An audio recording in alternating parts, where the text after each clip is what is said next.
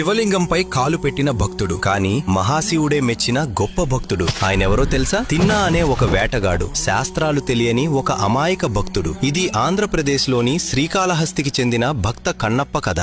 ఒకరోజు అడవిలో ఒంటరిగా ఉన్న శివలింగాన్ని చూసి ఇదే నా దేవుడు అని అనుకున్నాడు. ఎవరూ లేరు, చూసుకునేవారే లేరు అని అనుకుని శివుడిని తన దేవుడిగా స్వీకరించాడు. నా దేవుడు ఆకలిగా ఉంటాడు అని భావించి స్వర్ణముఖి నది నుంచి నోట్లో నీరు తీసుకువచ్చి శివలింగాన్ని అభిషేకం చేస్తాడు. తాను వేటాడిన ఉత్తమ మాంసాన్ని నైవేద్యంగా అర్పిస్తాడు. ఉదయాన్నే వచ్చిన పూజారి శివలింగంపై ఉన్న ఎంగిలి చేసిన మాంసపు ముక్కలు చూసి దిగ్భ్రాంతి చెందేవాడు.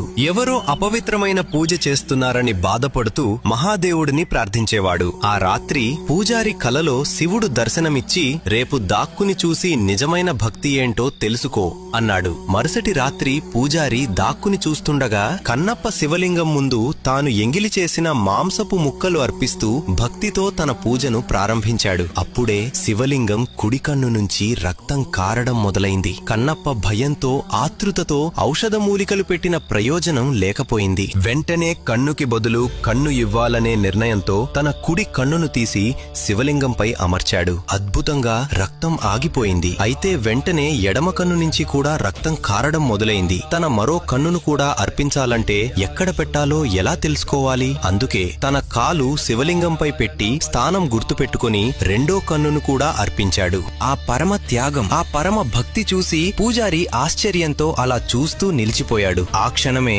శివుడు ప్రత్యక్షమై కంటిచూపు ప్రసాదిస్తాడు. కన్నప్పను ఆలింగనం చేసి అతనికి మోక్షం ప్రసాదించాడు. ఈ సంఘటన జరిగిన స్థలం ఆంధ్రప్రదేశ్లోని శ్రీకాళహస్తి. ఈ పేరు 3 పురాతన భక్తులైన శ్రీ అంటే సాలీడు, కాల అంటే పాము, హస్తి అంటే ఏనుగు అనే ఆది భక్తులు స్వర్ణముఖి నది ఒడ్డున వాయులింగాన్ని ఆరాధించి మోక్షం పొందినందున ఈ స్థలానికి శ్రీకాళహస్తి అని పేరు వచ్చింది. కన్నప్ప తన కన్ను అర్పించిన కొండను కన్నప్పేశ్వర కొండ అంటారు. భక్త కన్నప్ప త్యాగాన్ని స్మరించుకుంటూ కామెంట్లో హరహర మహాదేవ్ అని తప్పకుండా రాసి మా ఛానల్ని సబ్స్క్రైబ్ చేసుకోండి.